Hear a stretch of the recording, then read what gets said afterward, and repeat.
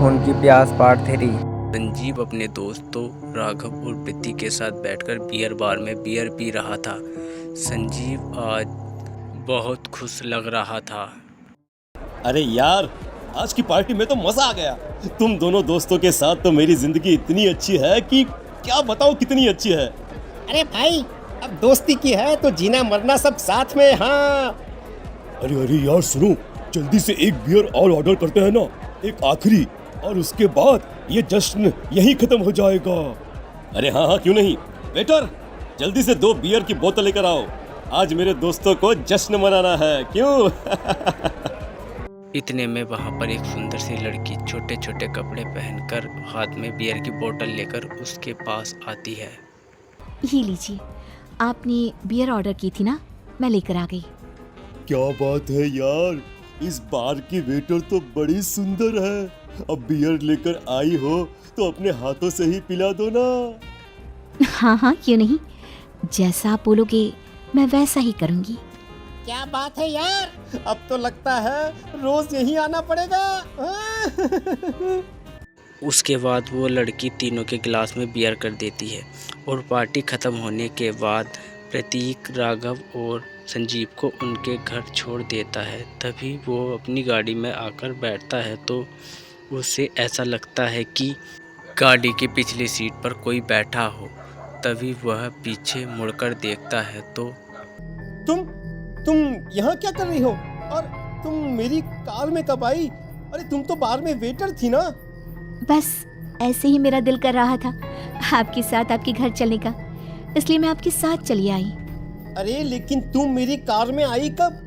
अभी कुछ देर पहले तो यहाँ पर मेरे दोस्त बैठे हुए थे। प्रतीक के इतना बोलते ही उस लड़की का चेहरा खतरनाक रूप में बदल जाता है। उसकी आंखें सफ़ेद पत्थर के जैसी और शरीर पर नसें उगाती हैं। फिर वो प्रतीक से कहती है, गाड़ी चलाओ, पूरी स्पीड में चलाओ, और अगर तुमने गाड़ी रोकने की कोशिश भी की तो मुझसे बुरा कोई नहीं होगा। डर की वजह से प्रतीक के पसीने छूटने लगते हैं। उसका शरीर पूरी तरह से कांप रहा था। प्रतीक बिना कुछ सोचे समझे कार को फुल स्पीड से चलाना शुरू करता है। चलते चलते वो शहर से दूर एक पहाड़ी पर पहुंच जाता है और सामने अब सिर्फ पहाड़ी का किनारा दिख रहा है, जिसे देख प्रतीक घबराकर अचानक से कार को ब्रेक लगाता है। देखो देखो देखो देखो, मुझे छोड़ दो मुझे। अगर मैंने गाड़ी जरा सी भी आगे बढ़ाई तो हम दोनों नीचे गिरकर मर जाएंगे। ये तो तुम्हें पहले सोचना चाहिए था ना। अब कुछ नहीं हो सकता।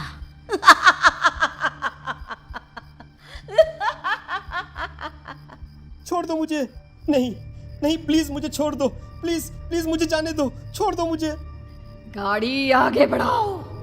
और तभी अचानक से बिना प्रतीक के स्टार्ट किए उनकी कार आगे बढ़ती है और गहरी खाई में गिर जाती है। उसके चीखने की आवाज़ें चारों तरफ सुनाई देती है।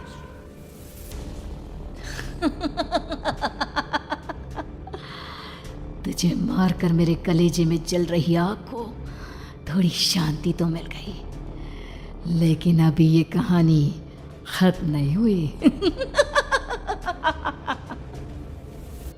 और फिर अगले दिन राघव और संजीव को पता चलता है कि प्रतीक की पहाड़ी से नीचे गिरकर मौत हो गई।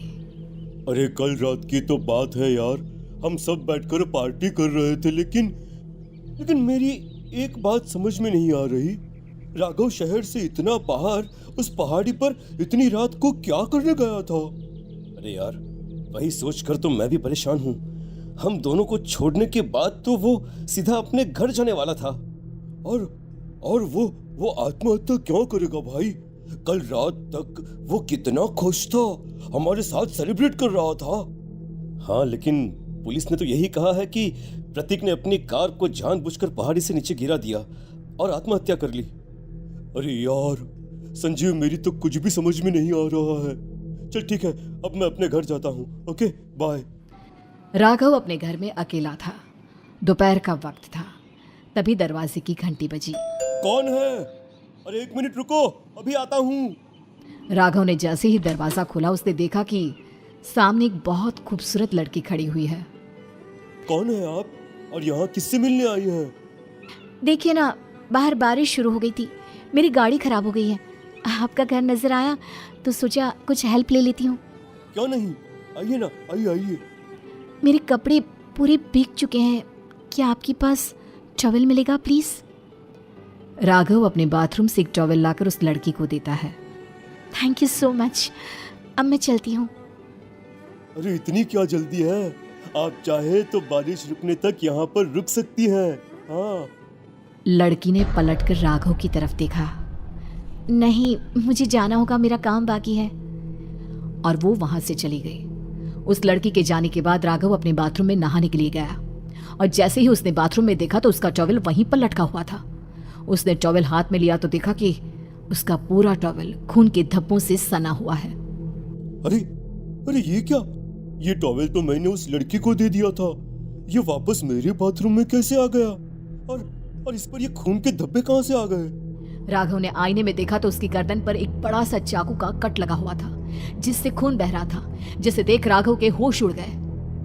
हाँ, अरे ये क्या, मेरी गर्दन इतनी ज्यादा कटी हुई है और मुझे दर्द भी नहीं हो रहा है। ये क्या हो रहा है मेरे साथ? राघव घबराकर बाथरूम से बाहर आया और अपना मोबाइल उठाकर उसने संजीव को फोन लगाया। संजीव जल्दी से मेरे पास आ जाओ, मुझे लगता है कुछ बहुत बड़ी गड़बड़ है, जल्दी आ जाओ। उधर से आवाज आई, लेकिन वो आवाज संजीव की नहीं बल्कि एक लड़की की थी। कुछ अजीब नहीं हुआ है, बस तुम्हारी मौत तुमसे मिलने आई थी और तुम्हें मारकर चली गई। अब तुम इस दुनिया का हिस्सा नहीं हो राघव, इसलिए तुम्हें अपनी गर्दन के कटने का दर्द भी महसूस नहीं हो रहा। नहीं, ऐसा नहीं हो सकता, ऐसा नहीं हो सकता। कौन हो तुम? तुम्हारी मौत। अब संजीव के पास खबर पहुंचती है कि राघव ने अपने ही घर में चाकू से गर्दन काटकर आत्महत्या कर ली। ये सुनने के बाद संजीव के होश उड़ गए। वो पसीने से तरबतर हो गया और एक अनजाना डर अब उसके दिल को सताने लगा। संजीव के साथ ही उसका एक छोटा भाई राजीव भी रहा करता था। अपने भाई को इस तरह परेशान देखकर राजीव उसके पास आया। अरे भैया, क्या हुआ भैया? आप इतने घबराए हुए क्यों लग रहे हैं? प्रतीक और राघव की मौत, मेरा मतलब मेरी कुछ समझ में नहीं आ रहा भाई। अचानक से मेरे दोनों दोस्तों ने आत्महत्या क्यों कर ली? अरे वो तो मेरी भी समझ में नहीं आ रहा है भैया। हाँ, हो सकता है कि कोई परेशानी होगी और इसीलिए उन्होंने ऐसा किया होगा। हाँ, लेकिन दोनों की जिंदगी में एक साथ परेशानी और दोनों का इतनी खतरनाक तरीके से आत्महत्या करना, कहीं ऐसा तो नहीं मैं भी मर जाऊंगा? अरे आप ऐसी बातें क्यों कर रहे हैं भैया? वैसे ही मैं इतना परेशान हूँ। जब से अंजलि ने मेरा साथ छोड़ा है तब से सब कुछ बहुत अजीब सा हो गया है। रोज रात को डरावने सपने आते हैं। ऐसा लगता है जैसे अंजलि बार बार मेरे सपनों में आकर मुझे डराने की कोशिश करती है। अंजलि का नाम सुनते ही संजीव की आंखें फट गई और उसके गले में आवाज अटक गई। उसके चेहरे पर घबराहट साफ नजर आ रही थी। कौन थी वो लड़की जिसने प्रतीक और राघव को आत्महत्या की आड़ में मौत के घाट उतार दिया? और कौन थी अंजलि जो बार बार राजीव के सपनों में आकर उसे डरा रही थी? अंजलि का नाम सुनकर संजीव इतना घबरा क्यों गया? इन सवालों के जवाब जानने के लिए देखिए इस खतरनाक कहानी का अगला भाग।